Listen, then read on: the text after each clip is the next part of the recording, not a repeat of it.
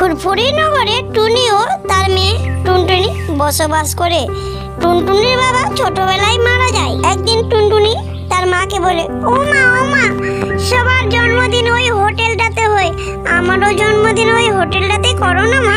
টুনি তার মেয়েকে বলে, হ্যাঁ রে মা, তোর তো ছোটবেলায় বাবা মারা গেছে, আমরা তো গরিব, 3 বেলা মেরে 1 বেলা খাবার কোনো মতে জুটে, আমরা কি করে করব তোর জন্মদিন? না, আমার জন্মদিন করতে হবে ওই হোটেলে, না, আমার জন্মদিন করতে হবে।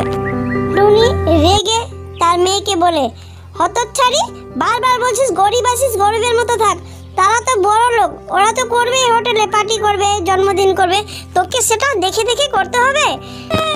তুমি আমায় বকলে, তুমি ভালো না, আমি বাড়ি ছেড়ে চলে যাব। রেগে টুনটুনি বাড়ি ছেড়ে চলে গেল। তোর যেখানে মন হয় তুই চলে যা।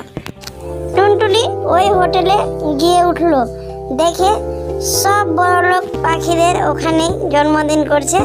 তো তারা বলল, এই তুই এখানে কি করতে এসেছিস গরিবের বাচ্চা, যা এখান থেকে। টুনটুনি বলে, কেন গো আমায় বকছো, আমি জন্মদিনটা দেখেই আমি এখান থেকে একটু কেক খেয়েই চলে যাব। তোর এই হোটেলে ঢোকার সাহস কি করে হলো, ছোট লোকের বাচ্চা, এই বলে ধাক্কা দিয়ে দিল। টুনটুনি ওখানে পড়ে যেয়ে মাথা ফেটে গেল। টুনটুনির দেরি দেখে টুনি চিন্তায় পড়ে গেল, আমার মেয়ে রাগ করে যে বের হলো, আর তো এখন ফিরে এলো না। টুনি বের হলো নিজের মেয়েকে খুঁজতে। ওই হোটেলে গিয়ে টুনি দাঁড়ালো। হোটেলে গিয়ে দেখে টুনটুনি ওখানে মাথা পেটে পড়ে আছে। টুনিকে দেখে টুনটুনি বলে, মা, আমার আর জন্মদিন হলো না মা। ওখানেই মারা গেল টুনটুনি। টুনি নিজের মেয়েকে মরা দেখে নিজেও মারা গেল। টুনি আর টুনটুনি মরে গিয়ে আত্মা হয়ে ওই হোটেলে বসবাস করতে লাগলো।